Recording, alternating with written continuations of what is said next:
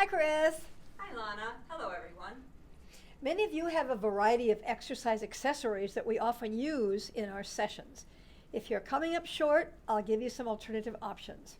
Or how about you can arrange to come to the studio and we have all the items here and we offer a 15% discount on any of the items you choose to choose from.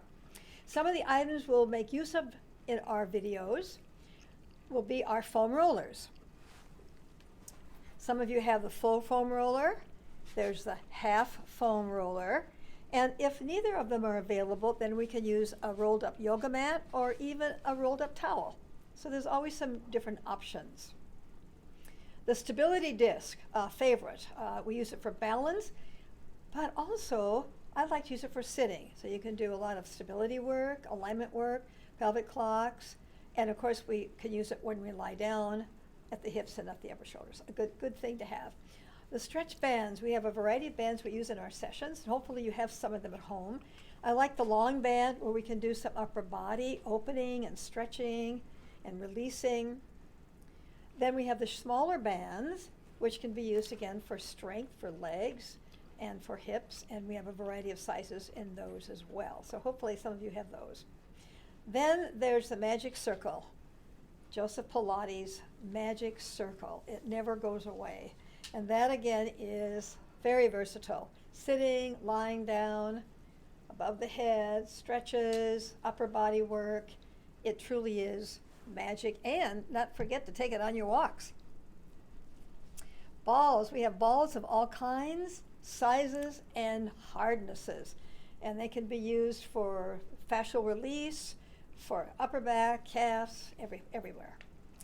I like the wedge, and I do know that some of you have the wedge, and it's not only good for calves and ankles, for standing, which we often do.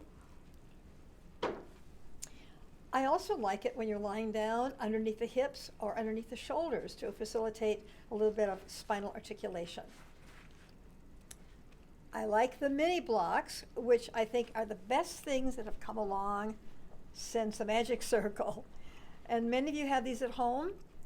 There's a variety of footwork and ankle work you can do on the wedges. And I do believe that I use them every day, and so some of you do too as well. And what is Pilates without the big stability ball? The stability ball, as you know, is great for sitting, for decompressing the spine, for accessing the deeper pelvic floor and abdominal muscles. And then, of course, I like it for some of the other leg and footwork when you're lying down. I understand many of you have some issues with your hips and your ankles and your knees. Some of these exercises might be prohibitive. But if we both can be creative and come up with some other alternatives, I think that's a good plus.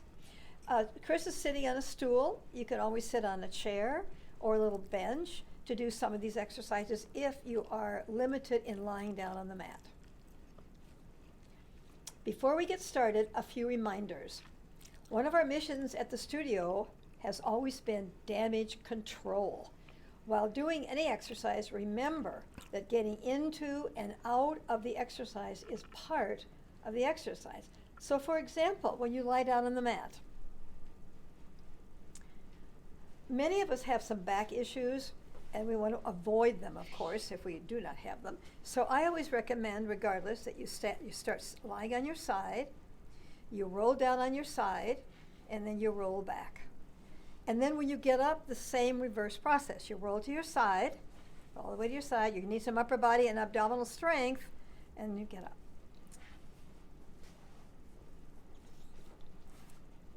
We've educated you on exercises that serve your individual needs.